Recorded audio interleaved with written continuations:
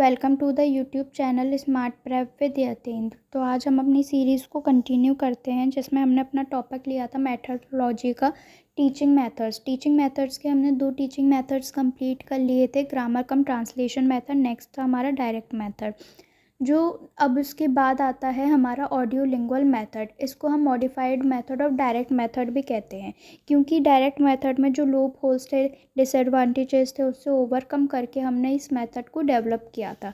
इस मेथड को हम structural method, army method, Michigan method और ड्रिल मेथड भी कहते हैं। ये जो मेथड है वो यूएसए में डेवलप हुआ था वर्ल्ड वॉर सेकेंड के दौरान 1990 में, 1940 में। ये मेथड जो है वो आर्मी ऑफिसर्स के लिए बनाया गया था, क्योंकि जब वर्ल्ड वॉर सेकेंड चल रहा था तो अलग अलग कंट्रीज से अलग अलग लैंग्वेज के आर्मी पर्सन यहाँ आए थे लड़ने के लिए वर्ल्ड वॉर सेकेंड में। तो कम्युनिकेशन में बहुत ज़्यादा प्रॉब्लम आ रही थी, तो कुछ बेसिक ड्रिल पैटर्न्स, कुछ सेलेक्टेड पैटर्न्स, स्ट्रक्चर्स उनको याद करवाए गए थे फॉर कम्युनिकेशन के लिए, इसलिए इसको हम आर्मी मेथड भी कहते हैं। एक प्रोफेसर मिस्टर चार्ल्स थे जिसने इनको इस मेथड को डेवलप किया था, और इसमें बिहेवियर ऑफ साइकोलॉजी के कुछ पॉइंट्स ऐड किए थे। वो मिशिगन यूनिवर्सिटी में पढ़ाते थे, इसलिए इसको मिशिगन मेथड भी कहते हैं। इसकी जो बेसिक यूनिट होती है वो स्ट्रक्चर होती है, इसलिए इसको हम स्ट्रक्चरल मेथड भी कहते हैं। जैसे कि ग्रामर कम ट्रांसलेशन की स्ट्रक्चरल यूनिट वर्ड थी, डायरेक्ट मेथड की सेंटेंस थी, ऐसे ही उसकी स्ट्रक्चर है। ऑडियो लिंगुअल मेथड की बेसिक यूनिट स्ट्रक्चर है। बिहेवियर साइकोलॉजी के कुछ पॉइंट्स मेंशन किए गए हैं नोट्स में, जैसे कि हमारा फर्स्ट फैक्ट है, language learning is a matter of habit formation. अगर हम किसी चीज़ की हैबिट फॉर्म करते हैं तो हम उस टारगेटेड लैंग्वेज को सीख सकते हैं। जैसे कि हमारी मदर टंग की हमारी एक हैबिट होती है, तो हम उस मदर टंग को बहुत अच्छे से सीख जाते हैं। ऐसे ही अगर हमें कोई टारगेटेड लैंग्वेज सीखनी है तो हमें उस चीज़ की हैबिट फॉर्मेशन करनी होगी।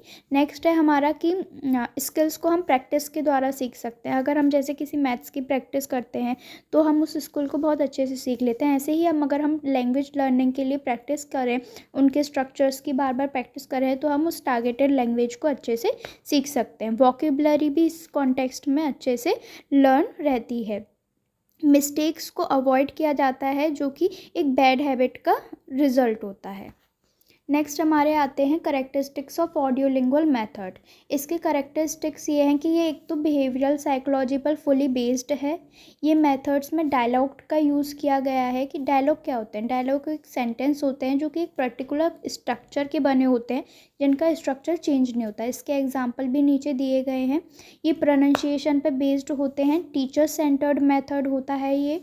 और ये मेथड जो है, बच्चे के सामने पहले टीचर एक करेक्ट सेंटेंस, एक करेक्ट स्ट्रक्चर को प्रेजेंट करता है, बच्चा उसको रिपीट करता है अगेन अगेन, वो उसकी हैबिट फॉर्मेशन हो जाती है। इसके बाद टीचर एक नया वर्ड देता है, और उस वर्ड को सेम स्ट्रक्चर, सेम सेंटेंस में उसको लर्नर को पॉइंट करना होता है। जैसे कि आपको एग्जाम्पल में दिख रहा है, there is a book on the table. तो बुक ऑन टेबल, बुक की जगह हमने वॉच कर दिया, तो there is a watch on the table. तो एक सेंटेंस तो सेम रहा, डायलॉग सेम रहा, पर वर्ड को चेंज कर दिया गया। यही होता है एक audio lingual method. Some basic points I use to teach in method. कुछ बेसिक पॉइंट्स सिखाए जाते हैं जिनको हम इस मेथड में ड्रिल रहते हैं। ये एक बहुत इंपॉर्टेंट क्वेश्चन बनता है कि ऑडियो लिंगुअल मेथड में बेसिक पॉइंट्स को हम क्या कहते हैं? ड्रिल मतलब होता है बार बार अभ्यास करके सीखना। इसमें ऑडियो विजुअल एड्स का भी यूज़ किया जाता है। ड्रिल्स जो होती हैं वो 6 टाइप्स की होती हैं। जैसे कि फर्स्ट आती है रिपीटेशन ड्रिल। बच्चा जो है बार बार रिपीट करके उसको सीखेगा। जैसे कि हमने पहले बताया था कि सेंटेंस दिया एक करेक्ट टीचर, उसके बाद स्टूडेंट उसको रिपीट करेगा। स्ट्रक्चर मेमोराइजेशन ड्रिल, नेक्स्ट जो होगा हमारा स्ट्रक्चर मेमोराइजेशन होगा, कि वो सेंटेंस का स्ट्रक्चर कैसा था। स्लॉट सब्स्टिट्यूशन ड्रिल, कि इसमें वर्ड को चेंज कर दिया जाएगा, कुछ वर्ड्स को चेंज कर दिया जाएगा, पर स्ट्रक्चर सेम होगा। इसके द्वारा ही हम अभ्यास से सीख सकते हैं, ड्रिल के माध्यम से सीख सकते हैं। ट्रांसफॉर्मेशन ड्रिल आती है, कि जैसे हमने पॉजिटिव में कोई सेंटेंस दिया, उसको नेगेटिव में बनाया जाएंगे, तो ये एक ट्रांसफॉर्मेशन ड्रिल होती है। नेक्स्ट हमारा आता है question answer drill. Question answer drill वो होती है कि टीचर ने एक क्वेश्चन पूछा और बच्चा उसका येस या नो में आंसर दे रहा है, तो वो होती है question answer drill.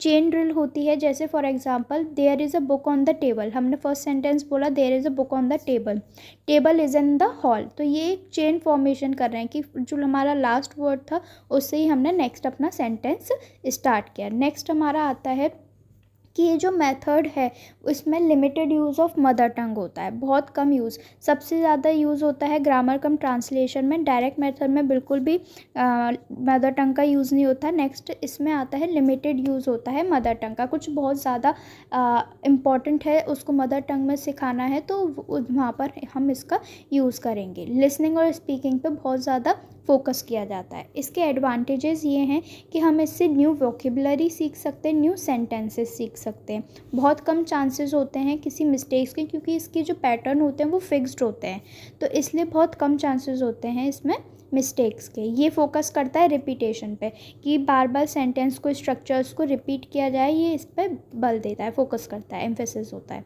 In this method both the teachers and learners are in active mode, क्योंकि टीचर एक सेंटेंस दे रहा है और बच्चा उसको रिपीट कर रहा है, तो दोनों ही ये एक्टिव मोड में होते हैं। पर टीचर जो है एक टीचर सेंटर मेथड है, क्योंकि इसमें टीचर जो है वो मेन रोल प्ले कर रहा है, बच्चे बस उसका रिपीटेशन कर रहे हैं। ये मेथड जो है वो लिटरेचर के लिए बहुत ज़्यादा यूज़फुल है। इसके कुछ डिसएडवांटेजेस भी हैं कि ये स्ट्रक्चर जो है वो जो क्लासरूम में पढ़ाए जाते हैं उन सबको हम मेमोराइज्ड नहीं कर सकते, और उस हर स्ट्रक्चर को कम्युनिकेशन में याद करके हम यूज़ नहीं कर सकते। ये मेथड जो है वो रियल लाइफ सिचुएशन से लिंक्ड नहीं होता। अगर हमारे रियल लाइफ सिचुएशन में कोई स्ट्रक्चर के अकॉर्डिंग सिचुएशन ना आए तो फिर हम वहाँ पर कम्युनिकेट नहीं कर पाएंगे। कोई लैंग्वेज जो है वो विदाउट एनी मिस्टेक हम नहीं सीख ही नहीं सकते, ये कि इसका डिसएडवांटेज आता है।